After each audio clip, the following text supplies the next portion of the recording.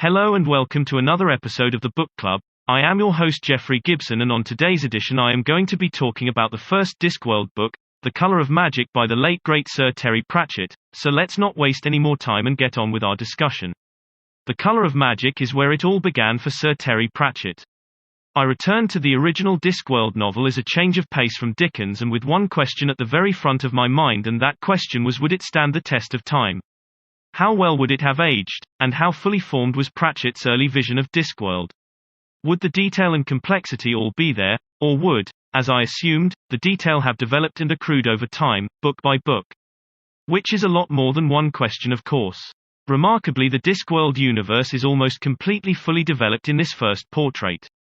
The cosmology or astrozoology, with the great Artone and his 4 accompanying elephants, is all there right from the get-go, and Pratchett had obviously given a lot of thought to the practicalities of a flat world with its hub and the rim.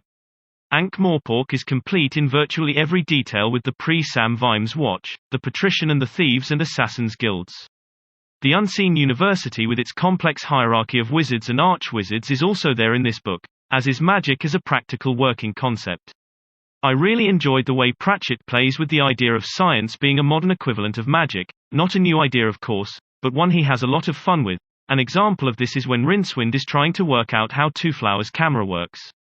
The Colour of Magic also features 2 of Pratchett's most loved characters, Two Flowers' sapient pair with Luggage and Death. The Luggage is an indefatigable multi-legged Terminator, while Death already speaks in his distinctive capitalized tone, and already has his habit of appearing when least expected, such as here when the landlord of the Broken Drum is trying to set fire to his cellar to claim on his recently agreed in-sewer ants policy.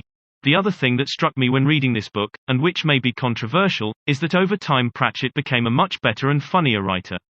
That's not to say The Colour of Magic isn't funny, because it is, but I think his comic style matured and improved as the years and series went on. His love of groan-worthy puns is already evident here, but some of the jokes go beyond being bad dad jokes, and are just plain bad, and as someone who loves really bad jokes, that is saying something. There is also a thin dividing line between using clever references to other writers and genres, and just being derivative. Pratchett tiptoes close to the line sometimes in this novel, and in particular I have always thought that his debt to Fritz Leiber, who was the author of the Fad and the Grey Mouser series, has been acknowledged but never fully appreciated. In later novels there is a lot more Pratchett and far fewer borrowings, references of course, but done in a way in which the original source is acknowledged without being simply reproduced. That ends my discussion on The Colour of Magic by the late great Sir Terry Pratchett. I hope you enjoyed listening to what we had to say about the book. Join us next week as we will be discussing the follow-up of this novel, The Light Fantastic, but until then, thank you once again for listening. Stay safe and happy reading.